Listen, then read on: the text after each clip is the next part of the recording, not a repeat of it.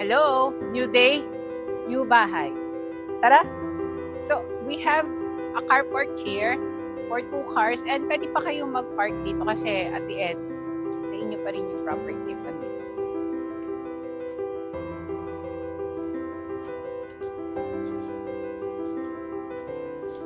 Super laki ng property. Nasa 969 square meter. Oh. If you are a foreigner looking for a property here in the Philippines, this is your answer. So let's check it out inside.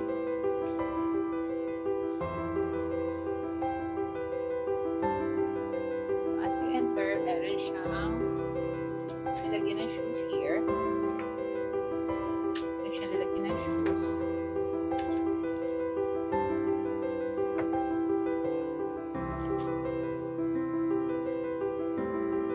And here is your living area.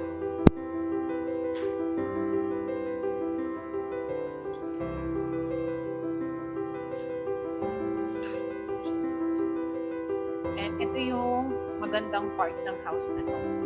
Super laki. Pwede ka maglagay ng Olympic size. And the view, right there is Mount Arayat. Hindi lang siya visible kasi medyo foggy at maulan.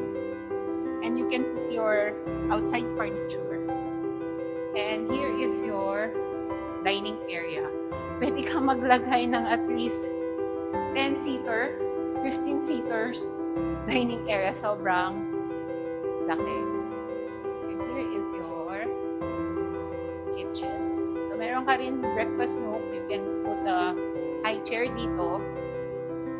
And ito included na siya. And here is your dirty kitchen and your wash area. May wash area siya dito. Okay.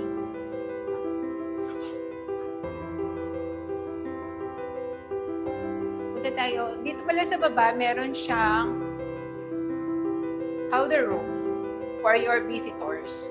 May powder room para sa mga visitors. And merong elderly room. Hindi ko napapakita yung elderly room kasi puno siya ng stocks ng mga gamit. So this is the elderly room. So akit na tayo sa taas.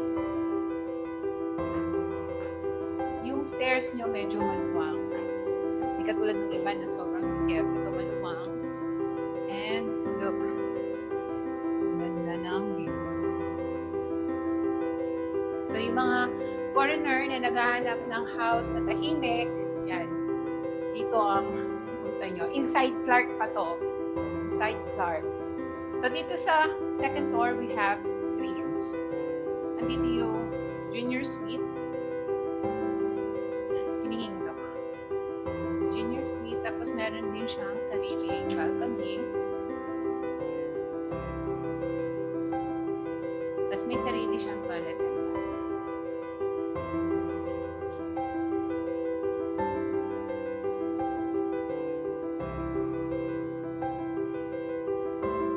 Then right here, meron siyang linen area.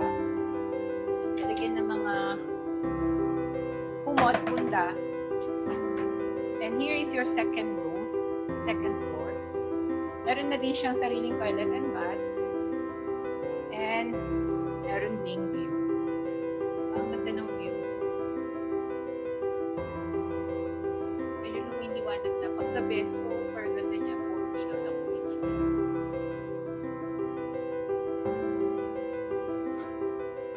And here is your master bedroom.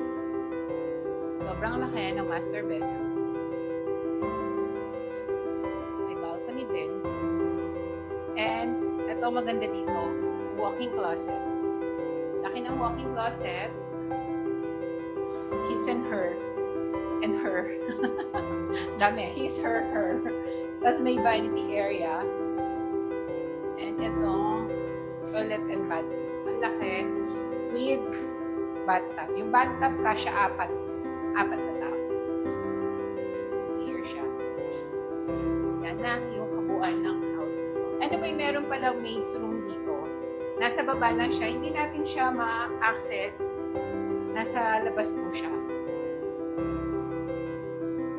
So guys, if you want to view this house, please call the number above. Follow me on my YouTube channel and see you on the next house. Bye!